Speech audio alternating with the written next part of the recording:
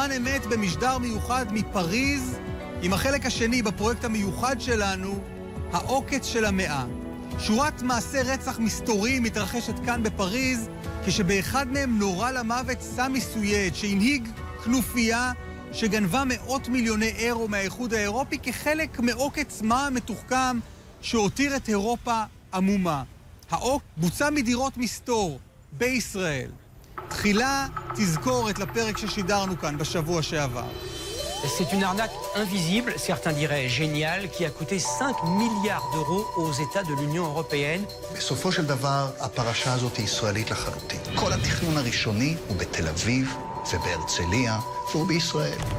אנחנו מאוד בתקופה הזאת חיים בסוד. אף אחד לא יודע מה אנחנו עושים ואנחנו לא עושים, אנחנו לא מספרים לאף אחד. ואז מרקו בא לארץ בשביל להיפגש עם סמי, והוא אמר לו, יש לי משקיע, קוראים לו ארנו מימרן. ארנו מימרן היה ממש אידיאלי מבחינתם. בשלב כלשהו הוא גם אמר להם, אני מכיר את ראש ממשלת ישראל באופן אישי, הוא היה אצלי בבית. כל יום נשאר רווח בין 5 ל-6, לפעמים 7 מיליון ביום. זה הרגשה של, וואו, זה לא סתם. ארנו מימרן, הוא קיבל 10 מיליון. וסמי, 120 מיליון. כל הכסף היה במזומן.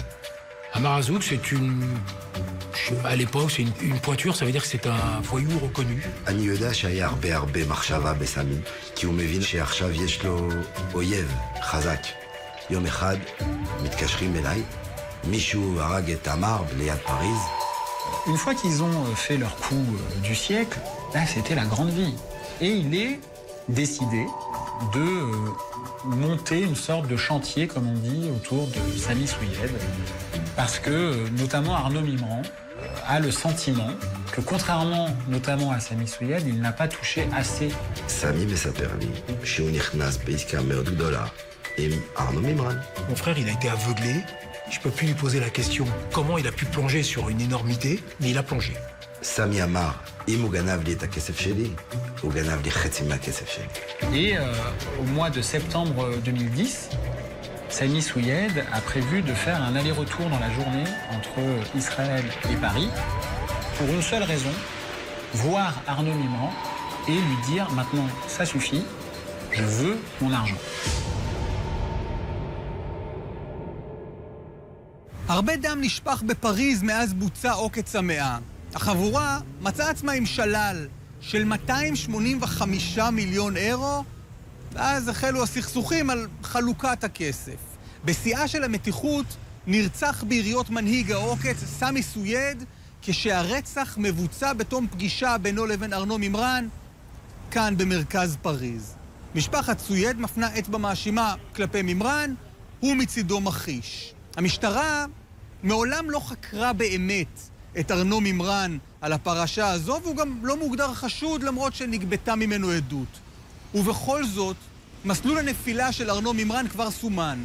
מאריסטוקרט צרפתי, אדם שהיה לו הכל, כסף, מעמד, רומנים מתוקשרים עם נשים נחשקות, הוא הפך לאסיר מן המניין בכלא הצרפתי, אחרי שהורשע בביצוע עוקץ המאה, ונידון ל8 שנות מאסר. לפני שנכלה, הוא הספיק לשרבב את שמו של ראש ממשלת ישראל כשדיבר מעל דוכן העדים. הערב אנחנו עם עדויות בלעדיות של איש המפתח בפרשת העוקץ ושל גרושתו של מימרן שמתייצבת לראשונה מול המצלמה. יחד הם ינסו לשפוך אור על דמותו של ארנו מימרן, כיום עבריין מורשע, בעבר אדם שהיה נתון בקשרים חברתיים וכלכליים עם בנימין נתניהו. העוקץ של המאה חלק ב', התחקיר של עמנואל אלבז פלפס, בימאי ארי פינס.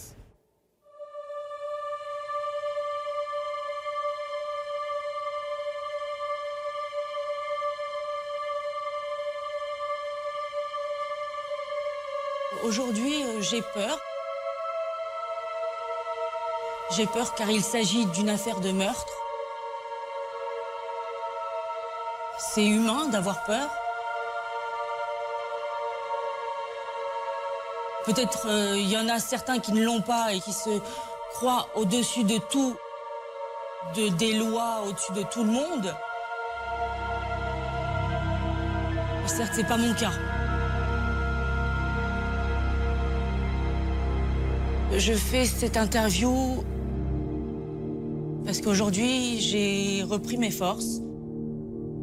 Le silence est inacceptable, Je veux que la vérité éclate.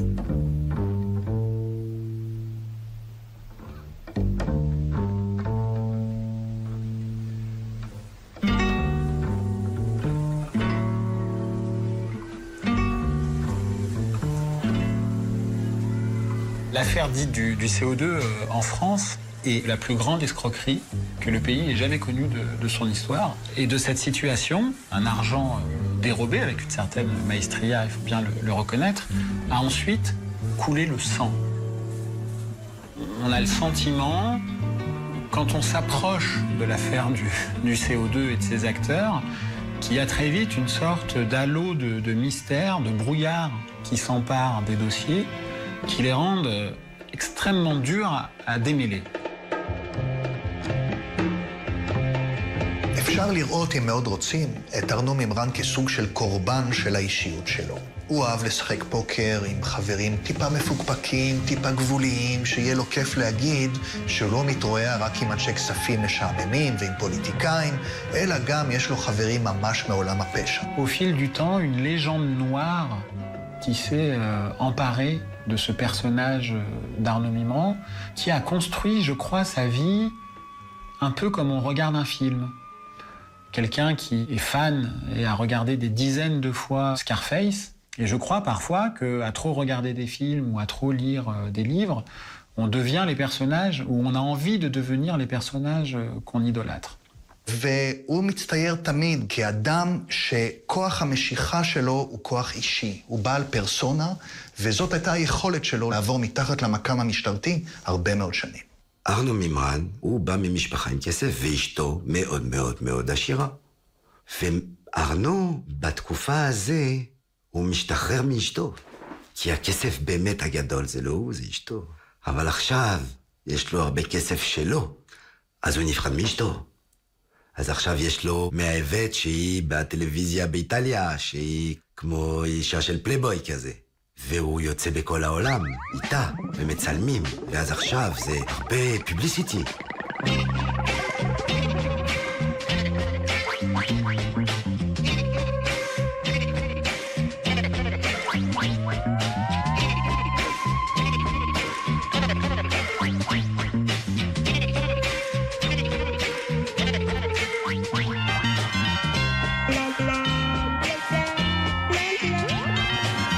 En fait, Arnaud Mimran, qui a toujours bien vécu,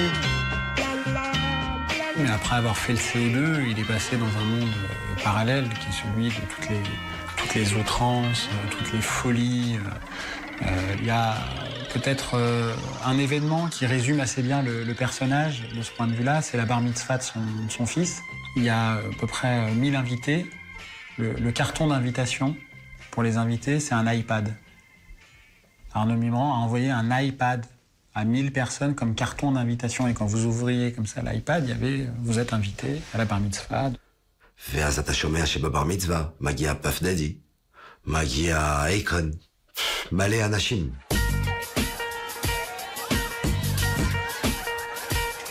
On a des photos comme ça, Arnaud Mimran avec Puff Daddy ou Akon, pareil Williams, le mannequin Bar Raffaelli.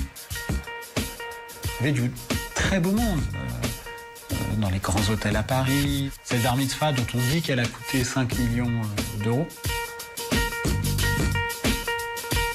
Arnaud Mimran, comme tous les affairistes de son calibre, vit avec beaucoup d'espèces.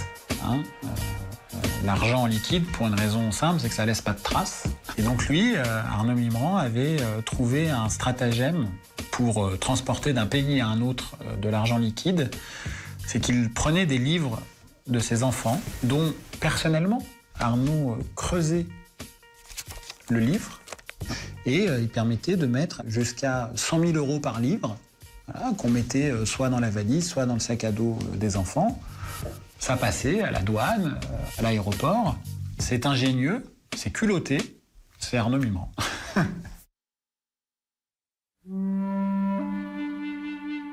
Arnaud Mimran a proposé à Samy d'investir une somme moyennant bénéfice.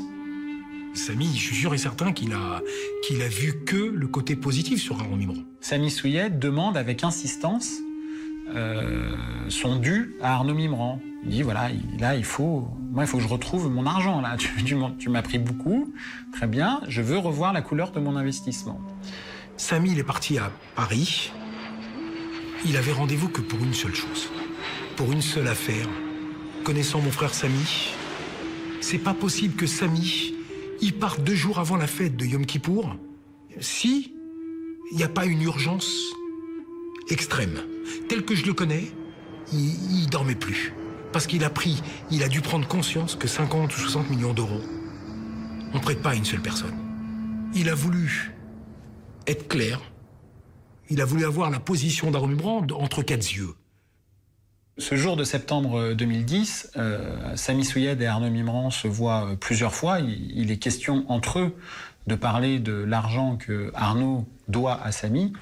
La dernière fois, ils se voient en début de soirée chez Arnaud Mimran dans les beaux quartiers, dans le 16e arrondissement de Paris.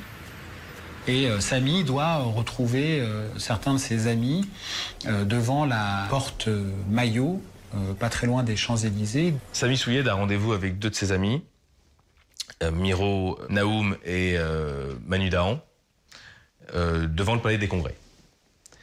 C'est à ce moment-là qu'il apprend qu'un autre de ses amis, qu'il avait vu dans la journée, essaye de le joindre en urgence avant de rejoindre l'aéroport.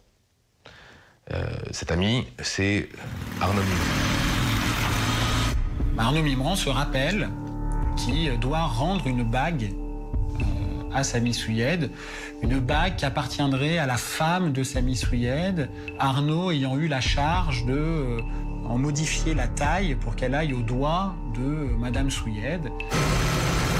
Et il dit à Samy, voilà, j'ai complètement oublié, il faut que je te rende la bague de ton épouse.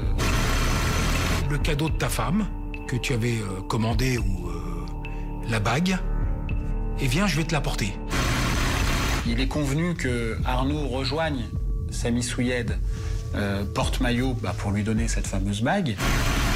Ce qui se passe, Arnaud arrive sur place, tend la bague à Samy Souyed. Au moment où il tend la bague, un commando en scooter s'arrête, tire plusieurs balles sur Samy Souyed qui meurt. Sur place, se couche sur la chaussée devant les voitures. La bague tombe, roule. Et c'est là où on a quasiment une dimension hollywoodienne. La bague, c'est une tête de mort en diamant. Mais qu'est-ce qui est étrange d'abord, c'est que Miro Naoum, il n'a pas été touché. Il y a son garde du corps, Manu Dahan, qui n'a pas été touché. Manuel Dahan, אם הוא כל כך חזק, איפה הוא היה? איך זה יכול להיות? אתה שם בשביל זה, בשביל להגן עליו. אתה אין לך כלום, והוא מת עם 6 או 7 כדורים בגוף. שוק. שוק. אז אני נוסע לאח שלו בהרצליה. וכשהגעתי, ראיתי הרבה אנשים בחוץ. J'ai suffoqué, mais quelques secondes, je vous assure que j'ai refait le monde. Ma femme, elle avait allumé la télé française BFM. J'ai vu la porte-maillot, j'ai vu l'assassinat du caïd des hippodromes. Je vous ai dit, dans la souffrance totale. Là, je suis seul au monde, personne ne peut comprendre la souffrance. Et puis il y a ma mère, encore une mort. Et son chouchou. Et alors imaginez-vous le lendemain dire à ma mère, d'accord, le 5e gosse, il est mort tué. ההלוויה שלו הייתה יום לפני יום כיפור. קברו אותו בירושלים ליד האחים שלו, ובאו 100 אנשים, כולם היו, שמכירים אותו, חוץ מארנו מימרן. זה לא שלסמי עכשיו היה 85 שותפים. היה קצת קשה לראות שארנו לא. הכי קשה. זה היה לראות את האישה שלו והילדים שבורים. מה שארנו עוד לא לקח מסמי, הרבה אנשים שהם קרובים, הם כבר לקחו והשאירו את המשפחה בלי כלום. כשאנשים הלכו, אני נשארתי שם לבד קצת לדבר איתו. זה ביני לבינו. הפסקה קצרה ואחריה המשך הסרט עוקץ המאה. Comment peut-il y avoir à Paris plus dans les beaux quartiers, un commando de tueurs qui sévit en toute impunité en lien avec cette escroquerie qui se chiffre en milliards d'euros. Et la phrase de Arnaud était en me montrant du doigt, toi, je vais t'enterrer vivant, et toi, Claude, je vais te tuer. כבר חוזר. התוכנית משודרת בחסות. דירה לדוגמה בפלס דיור מוגן מודיעין. פלס מודיעין, מקבוצת עזריאלי. מזגן אקסטרה פאוור עם וי-פיי של הייר. הגיע אליי חשמלאי. שלום. שלום. כדי להיות רגועה, רק היית צריכה לבקש ממנו רישיון חשמלאי בתוקף. הזמנת חשמלאי. אבל לא נעים. בבקשה. חשבת שתשאלי אותו באגביות כשתכיני לו קפה. מאיר? מה? אבל לא נעים. כמה סוכר? 2. חשבת על איזו חצי בדיחה, חצי שאלה כששילמת. אז מה, מאיר, אתה מאיר בתים כבר הרבה שנים? מה? אבל לא היה לך נעים. תודה! גם כשהשריפה פרצה, היה לך לא נעים.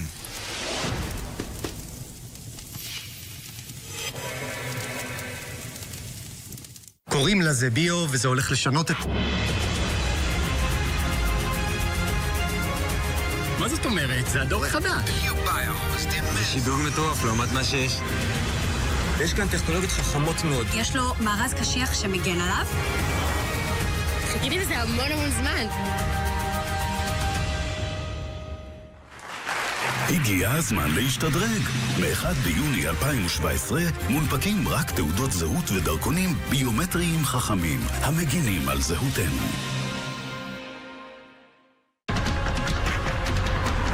אחד מכל 3 הרוגים בכביש הוא הולך רגל. אילו היינו מתייחסים אל כל הולך רגל כאל בן משפחה, זה לא היה קורה.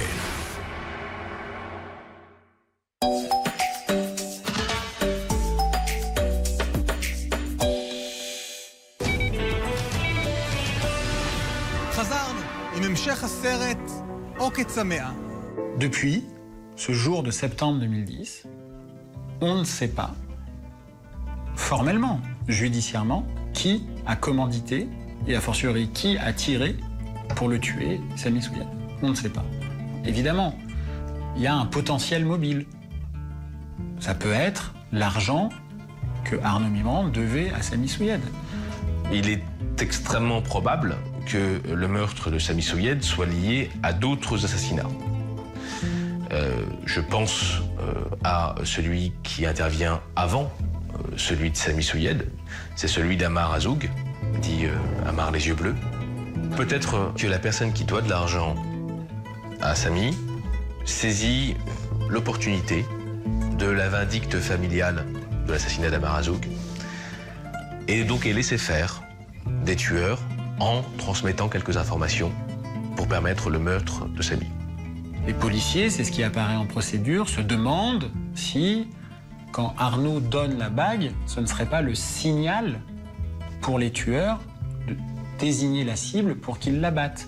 אני קראתי בתיק של החקירה, שארנו, כשהוא נותן הטבעת לסמי בשביל אשתו, הוא אומר לו, יותר טוב שאתה חוזר עם זה אם אתה לא רוצה שיהרגו אותך. ואיך אני יודע את זה? כי הוא אמר את זה בעצמו למשטרה. Tout cela, ça fait des soupçons. Mais les soupçons, ça fait pas des preuves. Et ça fait pas une culpabilité. Eric pense à l'assassinat de son frère depuis lors. Il n'a jamais cessé d'y penser et c'est devenu un combat. C'est pratiquement le combat de sa vie.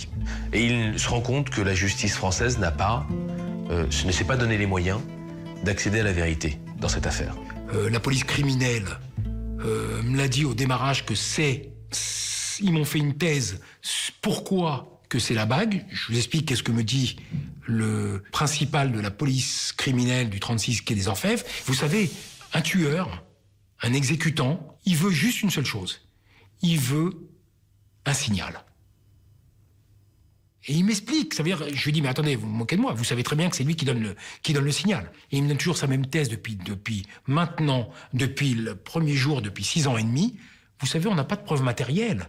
Il est peut-être le commanditaire, mais il n'est pas le tueur. Il faut monter un dossier. L'histoire de la BAC, c'est un élément qui nous laissait penser qu'éventuellement, oui, ça pouvait être une désignation. Mais je pars du principe que sur ce genre de contrat dans le milieu du grand banditisme, les mecs, ils savaient exactement qui c'était, ils connaissaient leurs victimes. Il peut donner une bague, c'est pas une infraction, hein. Parce que lui dire qu'il a désigné la victime, moi je l'ai déjà entendu là-dessus, hors garde à vue, je l'ai entendu là-dessus, il me dit je sais, les éléments sont contre moi, je me dis ouais. המשפחה החלו לחשוד שארנו מימרן קשור ברצח הזה. בין אם ארנו מימרן הזמין את הרצח של סמי סויד, ובין אם הוא אמר למישהו איפה סמי סויד יהיה, באיזו שעה ובאיזה יום. יש מתחיל להיות הרבה ככה סיפורים שזה לא נראה טוב. ארנו לא היה במשטרה, שמעו אותו באותו יום, אבל הוא לא היה בחקירה יותר מזה. מתחיל להריח לא טוב. L'intégralité des pistes n'ont pas été explorées. On ne sait rien. J'ai fait des demandes depuis de nombreuses années d'entendre des témoins en Israël qui, selon la partie civile, sont des témoins clés et que ces personnes détiennent de précieuses informations. Maintenant, que cela bloque du côté français ou du côté israélien, m'importe peu. Ce que je constate, c'est que ces demandes n'ont pas abouti. Ça fait presque 7 ans que l'instruction est ouverte sur Souyed. Il n'y avait rien dans le dossier, il y a longtemps que ça aurait été clôturé. Le problème, c'est qu'on n'a aucun élément matériel sur l'affaire, sur la scène de crime. Donc c'est très compliqué, surtout avec le type d'individu qu'on est amené à entendre, qui mentent comme ils respirent. Et puis dès qu'ils sentent que c'est trop chaud, ils partent justement en Israël, où ils sont tous planqués. Donc c'est vrai que c'est pas un dossier facile. Israël est devenu une plaque tournante d'une criminalité en col blanc qui a beaucoup d'argent, énormément d'argent.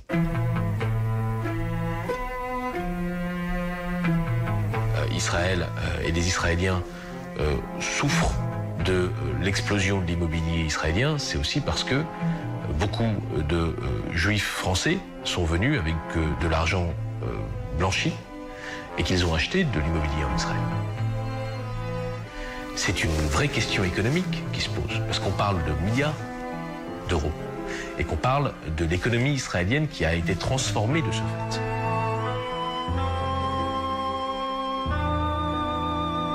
Nous sommes maintenant quasiment 7 ans après les faits. Pas une seule inculpation, pas une seule mise en examen. Rien n'est concrétisé dans ce dossier. À ce jour, les frères et sœurs de Sami Souyed et la maman sont complètement déchirés. Ils ont l'impression de se battre dans le vent. Ça les déchire. La maman est âgée. Elle m'a confié, je voudrais connaître l'assassin de mon fils avant de mourir. Ce qui est certain, c'est que l'assassinat de Sami Souyed, avec celui quelques mois plus tôt d'Amar Azoug, peuvent aujourd'hui être regardés comme une sorte de coup d'envoi de règlement de compte criminel qui fera couler beaucoup de sang à Paris en lien avec l'affaire dite du CO2 et ses multiples ramifications. À ces crimes qui ont fait basculer l'affaire du CO2 des loups de Wall Street aux affranchis. Hein. C'est-à-dire qu'on est aujourd'hui dans une situation un peu à la Scorsese, mais version française. Dans le contexte de l'escroquerie du CO2, il y a une terreur qui s'est installée dans un certain milieu. En effet, il y a une série de meurtres non élucidés. Donc évidemment, aujourd'hui, beaucoup de gens se posent des questions sur comment peut-il y avoir à Paris, en plus dans les beaux quartiers, un commando de tueurs qui sévit en toute impunité en lien avec cette escroquerie qui se chiffre en milliards d'euros. Le mystère demeure entier autour de la mort d'un riche homme d'affaires. Claude Drey, grand collectionneur d'art, a été abattu en début de semaine dans son hôtel particulier de Neuilly-sur-Seine. Je me réveille par un appel téléphonique. J'entends vaguement que mon papa était tombé dans les escaliers. J'appelle la maison, j'appelle qui ne décroche pas, j'appelle le portable du majordome qui est Abdallah qui ne décroche pas non plus. Donc je me rends vite chez mes parents en scooter. Et je vois devant la maison beaucoup de personnes, Je me précipite à l'intérieur de la maison pour savoir comment va mon papa. Donc la police me bloque le passage et c'était juste insupportable. Et mon père est là, il est tombé dans les escaliers, je voudrais juste passer et le voir, ça suffit. Donc la police m'a dit, écoutez, en fait, votre papa est mort. On a appris ça, on était stupéfaits, bien entendu. Dans une villa qui est très calme et très tranquille. Tout le monde le regrette, évidemment. Tout le monde le regrette, malgré les quelques défauts qu'il pouvait avoir quand même, car il était tellement fort de caractère que parfois il était même un peu trop dur en affaires. C'est la réputation qu'il avait d'ailleurs. Mon papa était un homme brillant, magnifique, qui n'est parti de rien et qui est arrivé à monter un empire. On était très attachés l'un l'autre. C'était mon double.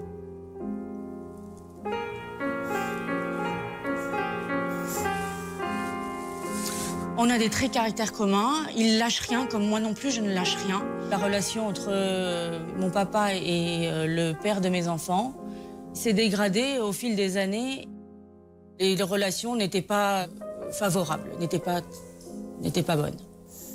Mon père ne supportait plus le fait que Arnaud me fasse du mal, ses tromperies, tous ces mensonges qui ne font que grossir d'année en année. Et je l'ai dit au juge qu'un jour, oui, il y a eu des mots et des mains, une altercation entre mon père et le père de mes enfants qui était assez loin. Et la phrase de Arnaud était en me montrant du doigt, toi, je vais t'enterrer vivante, et toi, Claude, je vais te tuer. Vous prenez par exemple l'affaire de l'assassinat de Claude Drey. Vous pouvez voir sa fille qui a été totalement détruite par l'incertitude, les circonstances du décès. On est allé chez lui, probablement quelqu'un qui le connaissait, parce qu'il n'y a pas eu de porte fracturée. ומתחילים לדבר שהאבא התחיל להגיד בכל המקומות בפריז, אני יודע שארנו הוא זה שעשה רצח של סמי, אני יודע שארנו הוא עבד בקרבון, אני רוצה לדבר במשטרה. Mon père a été quelques mois avant son assassinat interrogé par les douanes.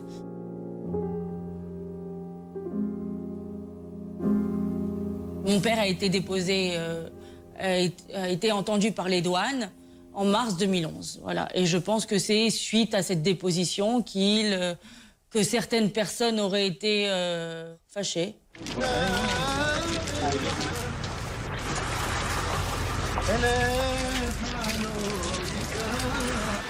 Aujourd'hui, on est 6 ans après le meurtre de mon père. Ça fait le 8e juge qui change. C'est très difficile parce que le dossier étant très gros, très volumineux, mais en tout cas, moi, je demande à ce que certaines pistes, ou certaines personnes soient convoquées. Cette personne, elle savait très bien qu'en éliminant mon père, il détruisait tout. C'est tout. Je me sépare de sa fille. 3 ans après, il se fait tuer. Qu'est-ce que j'ai à voir? 3 ans après, je ne l'ai pas vu depuis 3 ans, Claude. C'est quand même le grand-père de mes enfants. Et j'ai quand même été 15 ans proche de lui. Mais tué par balle, c'est horrible. Et puis, ils ne méritent pas ça, mes enfants. Nous, on n'est pas dans un monde, ils n'ont pas été dans un monde de voyous. Ils ne méritent pas que leur grand-père, il ne meure pas dans son lit. Je me suis énervé avec la police. C'est gros, c'est gros. אנשים מתחילים להגיד, זה מוזר. בן אדם אחד מת שאתה מכיר שהרגו אותו בכדורים, זה מוזר. 2, זה סטטיסטיקה ממש, יש בעיה. ואז מגיע סיפור חדש. יש מישהו שקוראים לו סיריל מולי, שהוא אחיין של סמי. והוא גם אחיין של מרקו מולי. ארנו מבקש ללוות כסף, ועובר זמן מהר ולא מחזיר לו. וסיריל מתחיל לצעוק עליו, אני צריך את הכסף שלי, אתה נותן לי כסף שלי.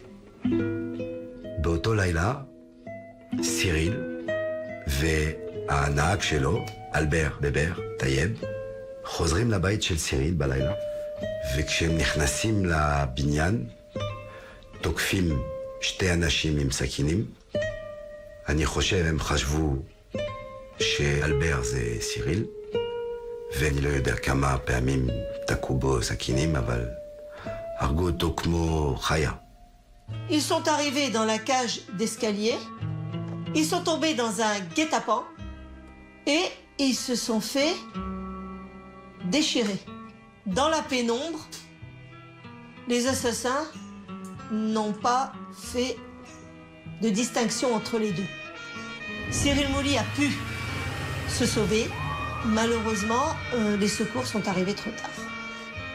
סיריל באותו יום אומר לה למשטרה, אני 99% יודע שזה ארנו מימרן, הזמין הרצח הזה. En ce qui concerne Albert Taïeb, le dossier avance encore moins qu'en ce qui concerne Samy Souillet. On a l'impression qu'aucune piste n'a été explorée et que les témoins n'ont pas été entendus. זה הרבה דברים שעוד אחד ועוד אחד ועוד אחד. לאט לאט זה פאזל. Et 6 ans après les faits, 6 ans après que un ou plusieurs commandos de tueurs aient abattu des gens en pleine rue, à Paris, dans les beaux quartiers, il n'y a même pas d'inculpation dans ces dossiers. La justice française, les fonctionnaires de police ont considéré qu'il s'agissait de règlement de compte entre des voyous. C'est toute la même crapulerie. Cyril Mouly, c'est un escroc. Souillet, c'était un escroc. Mouly, c'est un escroc. Ce sont tous des escrocs. Donc, ils ont généré du pognon, ça a fait des envieux, ils se sont fait buter. Voilà, enfin, c'est dans l'ordre des choses. Et ça continuera. Ils retrouveront une autre escroquerie. C'est dans les jeunes. Et je pense que la justice française n'avait pas à distinguer entre des assassinats, entre des personnes qu'ils considéraient comme des voyous, appartenant à la mafia juive, parce qu'il s'agit de ça, et d'autres affaires où on met tout pour essayer de trouver la vérité. Les familles de toutes les personnes qui ont été assassinées ont été détruites dans leur chair.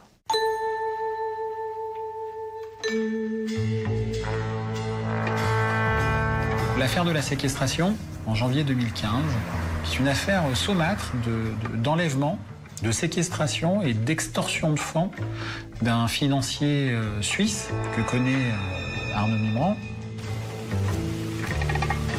פיננסייר שוויצרי, איש כספים, הגיע מציריך לפגוש את ארנו מימרן בפריז.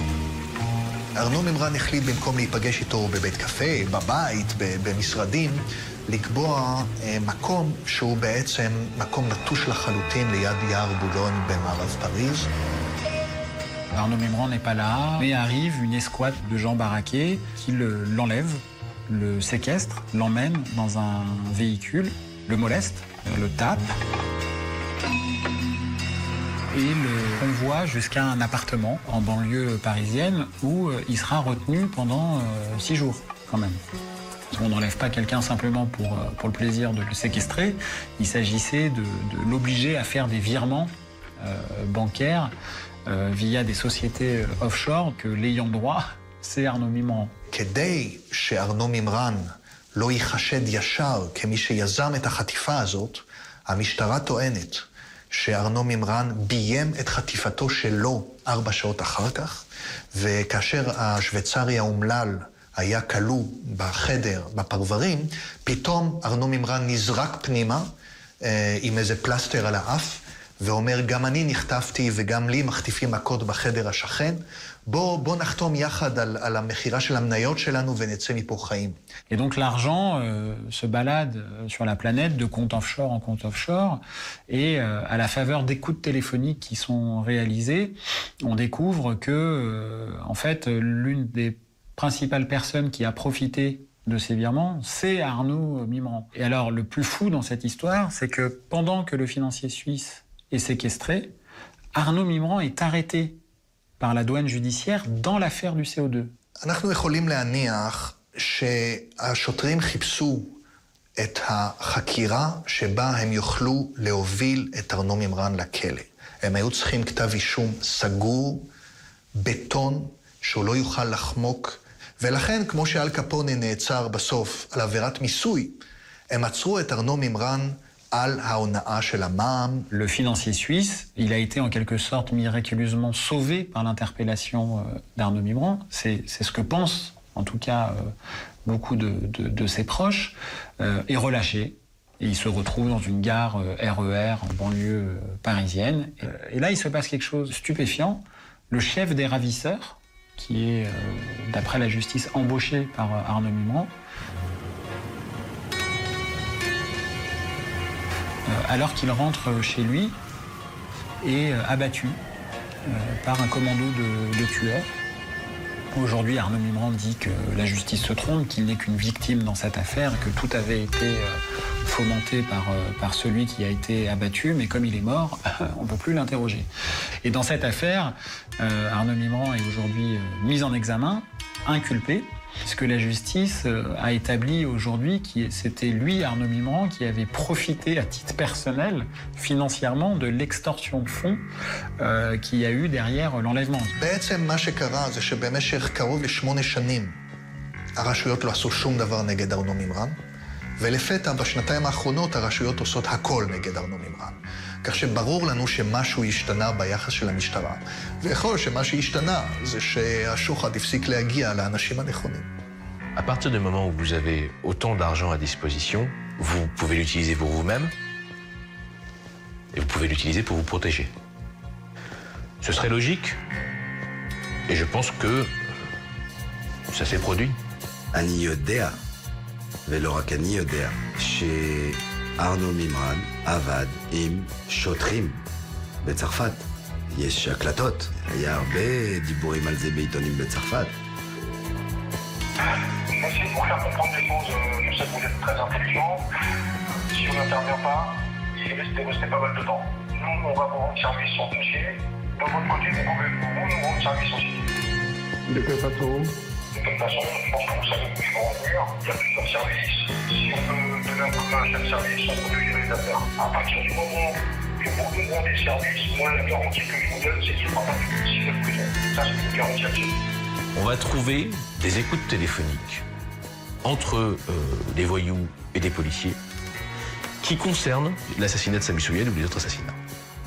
Et ça, c'est vraiment très très étrange, hein. C'est même assez mystérieux. Et ça, c'est important parce que ça veut dire qu'il y a une forme de complicité policière. La question se pose si ces liens d'influence, cette proximité n'est pas allée jusqu'à des faits de corruption ou en tout cas de compromission de l'appareil policier. Alors, il ne s'agit pas de dire de toute la police, mais de certains policiers qui ont pu, d'une manière ou d'une autre, freiner les enquêtes.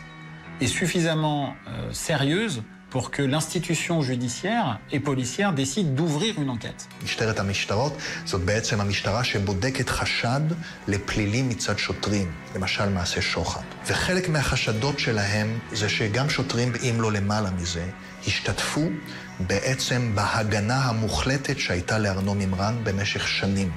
הוא טס מצרפת לישראל, מישראל לצרפת, כאשר שורה של חשדות כבר מרחפת מעליו, והוא אף פעם לא נעצר עד לרגע שבו הכל קרס. Le procès du casse du siècle, nouvel épisode devant le tribunal correctionnel de Paris aujourd'hui. Plusieurs prévenus qui comparaissent pour leur responsabilité présumée dans la fameuse arnaque dite du CO2. La spécificité de la religion des prévenus est mise en évidence et d'ailleurs ces prévenus sont qualifiés par les policiers, par les enquêteurs et par la justice de franco-israéliens. Et la présence d'Israël est derrière. On a l'impression qu'ils ont une base arrière de repli et qu'une fois qu'ils sont là-bas, c'est très difficile de les en extraire. בעצם במשפט היו 8 נאשמים, שרק אחד מהם איננו יהודי. כל השבעה האחרים הם יהודים שהכירו פה, לפעמים בבלוויל בפריז ולפעמים בנסיבות אחרות, והמשטרה הצרפתית כל הזמן נזהרה מלהצביע על זה יותר מדי כקשר יהודי, בין השאר בגלל התגברות האנטישמיות בצרפת, אבל זה היה ברור לכל. וזה בוודאי לא עזר לקהילה היהודית. Je suis presque tentée d'assimiler les prévenus à des Robins des Bois de la société. Donc, certes, ça salit la communauté juive et Israël, puisque tout le monde sait qu'ils sont certainement propriétaires de biens en Israël et que certains y ont trouvé refuge. ארנו מימרן הוא אדם בעל כריזמה יוצאת דופן. במשפט, השופטים היו מרותקים לצורה שבה הוא מדבר, כל המבטים ישר עליו. J'ai assisté au procès du CO2 et j'ai vu tous les protagonistes du dossier défiler. Ils se sont défendus comme ils pouvaient. C'était assez cinématographique. Marco Mouli, ce n'est pas un scoop que je vous dis, était assez sympathique, amusant, interrompant le juge et se défendant à sa façon et comme il veut. ארנון מימרן מדבר על עצמו בגוף שלישי, פעמים רבות. הוא בעל אגו ענק שממלא את כל אולם בית המשפט המרכזי בפריז. הוא לא בקלות, הוא יקבל אלבון או שאלה חריפה מדי מצד התובע. היה די ברור במשפט שהאישיות המיוחדת הזאת, הגדולה מהחיים, האגו העצום הזה, ההצהרות הבומבסטיות, יביאו אליו את מירב תשומת הלב, גם של התביעה וגם של בית המשפט. מהצורה שבה האיש מתנהל, מדבר, נע אפילו, זז. אז קשה יהיה אחר כך להגיד, אני לא יודע שום דבר, משכו אותי, אני פיון קטן בקנוניה הזאת. הוא נראה היה כמו המנהיג של ההונאה הזאת מההתחלה. ויכול להיות שהוא לא היה. אני יכול למשל לומר שבמשפט, באחת ההפסקות של המשפט הארוך הזה, ארנון מימרן ניגש אלינו ואמר, תרשמו, אני הולך להישלח ל10 שנים בכלא, רק בגלל שאני שחצן. ובדיעבד הוא צדק. אין ספק שארנון מימרן בכל השיחות הפרטיות שלו תמיד יזרוק שמות של אנשים מפורסמים שהוא מכיר. אז אמר פטריק ברואל, אני משחק איתו פוקר. הדוגמנית הזאת גרה אצלי בבית, וכך הלאה וכך הלאה. ואחד הכוכבים הנוצצים שבהם ארנון מימרן מתהדר, גם בשיחות פרטיות ולבסוף גם מול חוקרי המשטרה, זה ראש ממשלת ישראל, בנימין נתניהו. בנסיבות האלה בעצם נוצר מצב שארנון מימרן נשאל במשפט על קשריו הענפים, ובין השאר הוא אמר, אני מכיר גם את נתניהו, את ראש ממשלת ישראל. אני נתתי לו 1,000,000. והשופט לרגע לא ידע מה לעשות, והייתה שאלה מצד הסניגורים למחוק את זה מהפרוטוקול, ובסוף הם החליטו שזה יהיה חלק מהמשפט. וארנון מימרן בעצם הכיר את נתניהו בזכות מאיר חביב. מאיר חביב הכיר ביניהם, ומפה נוסדה הידידות העמוקה הזאת.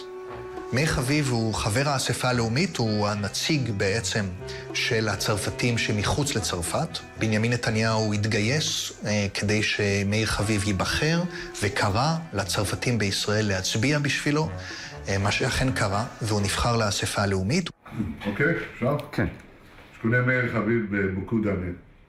מאיר est un bon ami. bon ami de moi, un bon ami d'Israël. הוא נלחם למען ישראל בכל פורום. הוא גם עזר לי במהלך השנים להדק את יחסי ישראל-צרפת. אני חושב שהגיע הזמן עכשיו לחזק את מאיר. מרסי משיב פמיניסט, תודה אדוני ראש הממשלה. תודה רבה. ההחלטה של מאיר חביב להכיר לראש ממשלת ישראל לעתיד, דווקא את ארנון מימרן מכל עשירי פריז, היא החלטה די מפתיעה. ארנון מימרן הוא לא רק טיפוס מאוד מוחצן ולא דיסקרטי, אלא גם הוא בנו של מורשע בפלילים. אביו היה אחד הנאשמים בפרשת שוחד מהגדולות שהיו בצרפת, ומאיר חביב החליט בכל זאת להכיר את ארנון מימרן לנתניהו, למרות אביו בעצם. והם נפגשו, וארנון מימרן הזמין אותו לאחד הבתים הגדולים שלו ברובע ה-16, נתניהו רעייתו ומשפחתו בשלב אחר בילו איתו חופשות, גם בפריז, גם בקורשבל, שהוא אתר סקי נוצץ ומפואר, וגם במונקו, בריביירה הצרפתית. הקשרים בין מאיר חביב לארנון מימרן הם קשרים ותיקים ועמוקים, ואנחנו יודעים שהשניים האלה הקימו גם חברה בישראל, שאנחנו לא יודעים בדיוק במה היא עסקה, אבל אנחנו כן יודעים שעורך הדין שהקים את החברה מבחינתם הוא דוד שמרון, עורך דינו של ראש הממשלה. שלום, הגעתי לעורך דין שמרון. כן, מה השאלה? אני רוצה לשאול אותך שאלה לגבי חברה שאתה רשמת עבור ארנון מימרן ומאיר חביב. רציתי לדעת למה הייתה מיועדת החברה הזאת. אני לא יודע, יש כלום במשרד ברישום חברה, אין לי מושג מה יעשה. אני לא עסקתי בעצמי בדבר. אתה רשום במסמך כמי שרשם את החברה הזאת? אז מה? היא גם רשומה בכתובת של המשרד שלך. אבל המשרד טיפל בזה, לא אני אישית עסקתי בזה, ואין לי מושג במה היא עסקה. התבקשנו על ידי מאיר חביב, שאנחנו מכירים אותו היטב, לרשום חברה, אין בזה שום בעיה. אחת הבעיות שלמשל מופיעה שם כתובת של אחת מבעלי המניות שהיא כתובת לא נכונה. אין לי מושג, אני לא טיפלתי.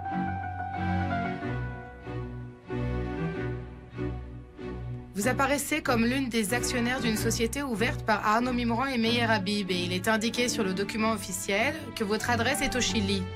Avez-vous en effet une adresse au Chili? Non, je n'habite pas au Chili. Savez-vous quelle est l'activité de cette société? Pas du tout. ארנו מימרן מאוד אוהב את ישראל, הוא מאוד אוהב לבלות בישראל, ולכן הוא שמח על כל הזדמנות לטוס לישראל. כאשר ארנו מימרן היה במעקב של המשטרה הצרפתית, נרשמו בערך 6-7 טיסות בשנה לישראל. לפחות פעם אחת, לפי ארנו מימרן, הוא נפגש עם בנימין נתניהו, שכבר היה פוליטיקאי פעיל מאוד בישראל, ולפי עדותו של מימרן במשטרה הצרפתית, הוא היה אחד האנשים הבודדים שליוו את נתניהו בליל הבחירות של 2009, והוא שתה שמפניה יחד עם נתניהו ואנשיו בחדר במלון, כאשר התבררו תוצאות הבחירות. בפנקס הטלפונים של בנימין נתניהו, ארנו מופיע בכתב יד, ארנו א' ר' נ' ו' עם מספר טלפון נייד, ועדיין לא ידעו שזה ארנו מימרן הגדול. לבנימין נתניהו רשימת תורמים ארוכה, שם אחד מתוכה הוא ארנו מימרן, מיליארדר יהודי צרפתי, המואשם בגניבת כמעט 300 מיליון יורו מהאיחוד האירופי, בפרשה המכונה העוקץ של המאה. בתגובה הראשונה של לשכת ראש הממשלה לפני 1.5 חודשים נאמר, נתניהו לא ביקש דבר, לא קיבל שום תרומה ולא נתן דבר למשפחת מימרן. אבל 3 שבועות אחר כך, לשכת ראש הממשלה משנה גרסה, הפעם כן עבר כסף. הבוקר מודיעה לשכת ראש הממשלה, מימרן תרם $40,000 לקרן לפעילות ציבורית של מר נתניהו, שפתח לטובת פעילות ההסברה שלו. מימרן טוען בתוקף כי מדובר בסכום אחר. מתעקש כי הייתה זו העברה לחשבונו הפרטי של נתניהו. מדובר על $1,000,000 לקמפיין בחירות ב-2009, לא $1,000,000, לא קמפיין בחירות, לא 2009.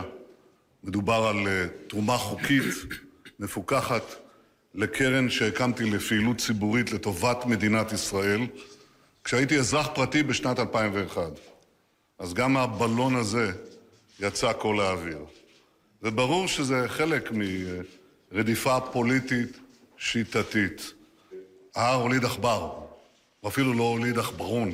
בדיעבד, כאשר החלו שאלות גם לנתניהו וגם למימרן, והוא נשאל, אוקיי, איך העברת לו $1,000,000? מימרן אמר, זה היה $1,000,000 ולא $1,000,000, שזה לא מתאים בשנים כמובן, ואחר כך אמר, אני לא זוכר לגמרי כמה העברתי לו. אתם יכולים לשאול אותו, הרי אם העברתי לו כסף, הקבלה היא גם אצל נתניהו. You need to understand something. The amount that I send is official. He can check on his account. It's not that something we need to, he can hide or I can hide. I do a wire to Mr. Netanyahu.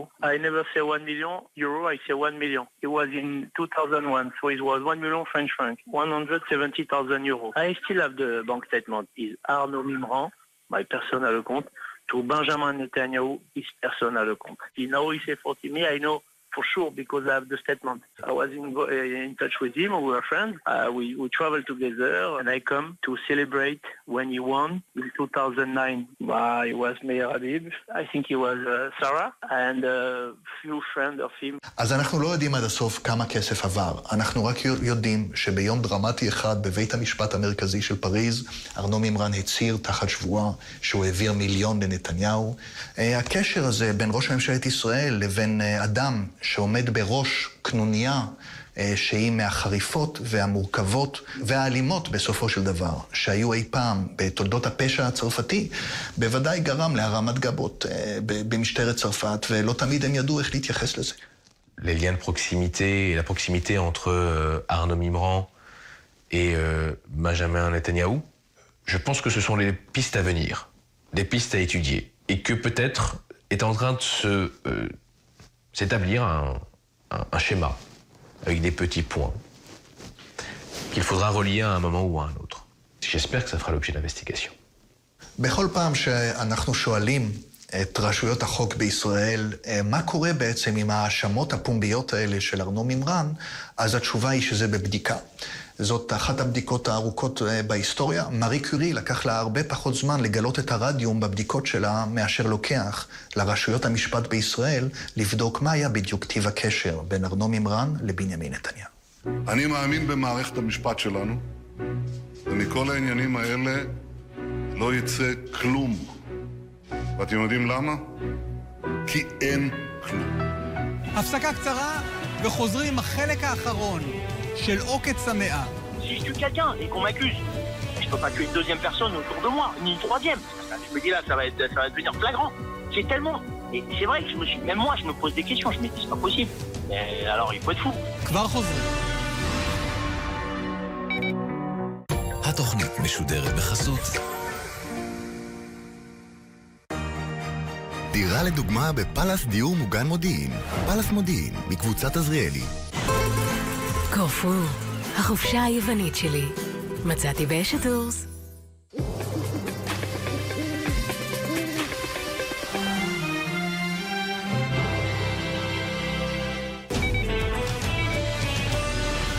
חזרנו עם החלק האחרון בסרטם של עמנואל אלבז פלפס והארי פינס. Bien qu'il ait été d'un côté condamné dans l'affaire du CO2, son implication ne fait pas de doute aujourd'hui pour la justice, bien qu'il soit mis en examen dans une affaire d'extorsion, d'enlèvement et de séquestration d'un financier suisse, il n'est mis en cause formellement par la justice et la police dans aucune affaire d'assassinat, alors que le soupçon tourne autour de lui d'ailleurs à tel point qu'il doit s'en défendre, lui, notamment dans des interviews dans la presse ou à la télé française. Si je tue quelqu'un et qu'on m'accuse, je peux pas tuer une deuxième personne autour de moi, ni une troisième. Je me dis là, ça va devenir flagrant. C'est tellement. Et c'est vrai que même moi, je me pose des questions. Je me dis, c'est pas possible. Et alors, il faut être fou. Les meurtres, on peut m'en mettre 20. Hein. C'est facile hein, après. Qu'est-ce que j'ai à voir?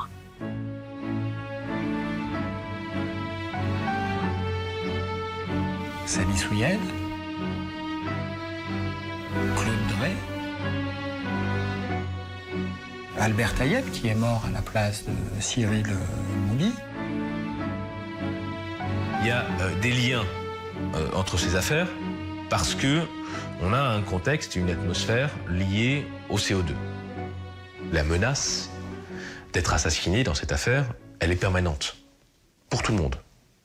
Et de fait, quiconque est dans ce monde-là voit que il est dangereux, objectivement, de fréquenter la galaxie Mimran. Ça ne veut pas dire que Mimran est le commanditaire de tous ces assassinats, mais les gens ont peur. C'est un fait. Suscite la peur pour la simple et bonne raison que toutes les personnes qui sont mortes dans cette affaire ont un lien avec Arnaud Mimran.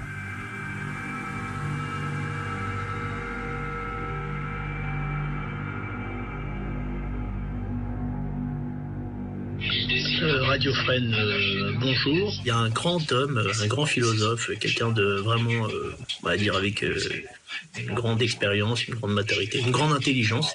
Et cet homme avait dit que les hommes intelligents sont toujours dans le doute. Et que seuls les imbéciles sont toujours affirmatifs. Daïef, il était affirmatif quant à ma culpabilité. Donc on sait dans quelle catégorie il faut le mettre celui-là. On va continuer sur un petit peu de pensée philosophique. On va faire référence au Dalai Lama qui disait que, quelle que soit votre prison, vous en avez les clés. On voit qu'il n'est jamais venu à Fresne. Moi, je m'étais toujours dit que si je trouve une fille qui ment plus que moi, je restais avec elle. Même Kodia, je l'ai quittée. Sinon, personnellement, moi j'ai dit au juge que si j'avais écouté mon père, j'aurais pas fini en prison. Et le juge m'a dit, pourquoi, qu'est-ce qu'il vous disait votre père? J'ai dit, je sais pas, je l'ai pas écouté.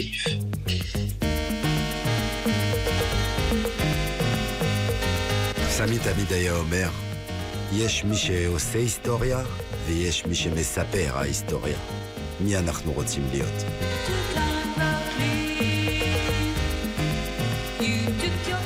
עכשיו התגובות. ממשרדו של העורך דין דוד שמרון נמסר בתגובה, לא עסקתי בעניין זה באופן אישי כלל ועיקר. המדובר הוא בפעולה טכנית לחלוטין של רישום חברה לבקשתו של מר מאיר חביב, אדם הגון המוכר לנו. מסמכי החברה נערכו על ידי עורכת דין צעירה במשרד שאינה עובדת בו עוד. בבירור שערכנו עימה, היא טוענת כי אינה זוכרת דבר חריג כלשהו ברישום החברה, ושהכתובות נמסרו לה למיטב זיכרונה על ידי הלקוחות עצמם. עורך דינו של מרקו מולי סירב להגיב לפנייתנו, פנינו גם לעורך דינו של ארנו מימרן, אבל תגובתו לא התקבלה. שאלנו את משרד המשפטים היכן עומדת הבדיקה בעניין יחסי נתניהו-מימרן, וזו התגובה. במקום שבו לא מתקיימים או מתנהלים הליכים גלויים, הרי שלא נוכל להתייחס. למען הסר ספק, אין בכך כדי לאשר או להחיש דבר.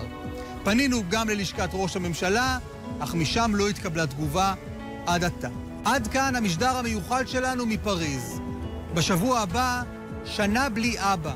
סיפורה המופלא של שירה מרק חריף, שאיבדה את אביה בפיגוע ירי סמוך לעתניאל, ובגיל 25 מצאה עצמה אימא לאחיה הקטנים. אב נרצח בדרך לביתו לנגד עיני ילדיו. יאללה בואו, כולם לשבת. יאללה בואו, יאללה בואו. שמחה יותר כי זה יעשה לך את כל הטעם. מה רע, לא פיימוס. וואו!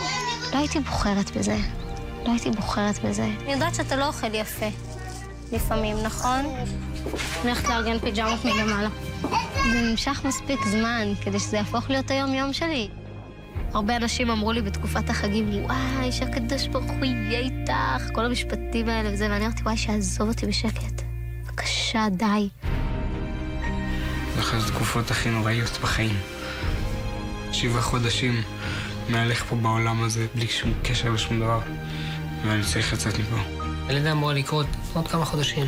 מצד אחד זה מדהים להביא חיים, מצד שני זה כרוך בכאב של אובדן חיים. 9 חודשים של אבל, 9 חודשים של הריון, פתאום אתה מרגיש איזשהו אור. אני רוצה להתנגד לזה, אני רוצה להגיד, לא בא לי שאבא שלי ימות. לא בא לי, שיחזור.